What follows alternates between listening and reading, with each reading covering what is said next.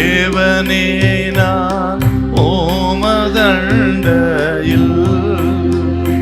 இன்னும் நெருங்கி சேர்வதே என் ஆவல் பூமியில்.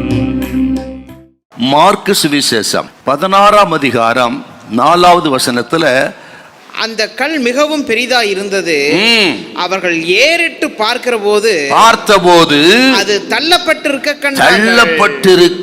கண்டார்கள். ஆண்டவர் எத்தனை நல்லவர்! அவிசுவாசிகள் இவர்கள், நம்பாதவங்க, இவங்கெல்லாம் தேர மாட்டாங்க என்று அவர்களை கைவிட்டு விடவில்லை. அவர்கள் பலகீனத்துல அவரது பலனை பூரணமாய் விளங்க பண்ணி அவர்களுக்கும் ஆண்டவர் ஆதரவு செய்து அற்புதத்தை காண செய்தார்னா, எதற்காக வந்தார்களோ அந்த நோக்கத்தை நிறைவேற்றினார். பாருங்க, எந்த நோக்கம்? இயேசுவை பார்க்க வேண்டும். ஆண்டவர் அவர்களுக்கு உயிர்த்தெழுந்த ஆண்டவராக வெளிப்படுத்தி மரித்த தெய்வத்தை பார்க்க வந்தார்கள். ஆனால் இயேசுவோ உயிர்த்தெழுந்த ஆண்டவராகி தம்மை வெளிப்படுத்தி அவர்களை ஆசீர்வதித்தார். எத்தனை நல்ல ஆண்டவர் பார்த்தீங்களா? ஒருவேளை இந்த நாளிலே உங்கள் நம்பிக்கை வித்தியாசமா இருக்கலாம். ஆனால் கர்த்தர் சொல்கிறார், இன்றைக்கு நீங்கள் ஆச்சரியப்படுத்த விதத்தில் உங்கள் நம்பிக்கை பெருகும்படி ஒரு அற்புதத்தை செய்து கர்த்தர் நீங்கள் வேண்டிக் கொள்வதற்கு நினைப்பதற்கு அதிகமாக உங்களுக்கு செய்து கனம் பண்ணுவார். இந்த ஸ்திரீகளை குறித்து ஒரு சில வார்த்தை நம்ம பார்க்கணுங்க. இந்த ஸ்திரீகள் அவர்கள் இப்படி அவிசுவாசம் உள்ளவர்கள் தான்.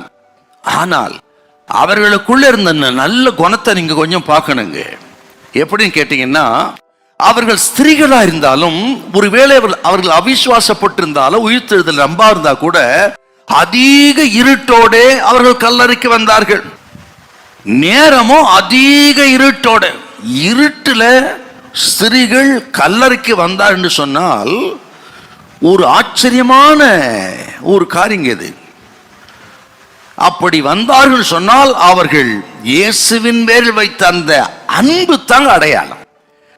இயேசுவின் பேரிலே நமக்கு இருக்கிற அன்பு எப்படி இருக்கிறது, ஆண்டவர் இருக்கிற வைராக்கியம் எப்படிப்பட்டது, கொஞ்சம் நம்ம உரசி பார்க்கணுங்க. நோய்த்தெழுந்த திருநாளில ஆண்டவர்களுக்கு அன்பையும் அவர் பேரில் இருக்கிற வைராக்கியத்தை கொஞ்சம் உரசி பார்க்கணும். இந்த ஸ்திரீகளை கொஞ்சம் பாருங்க.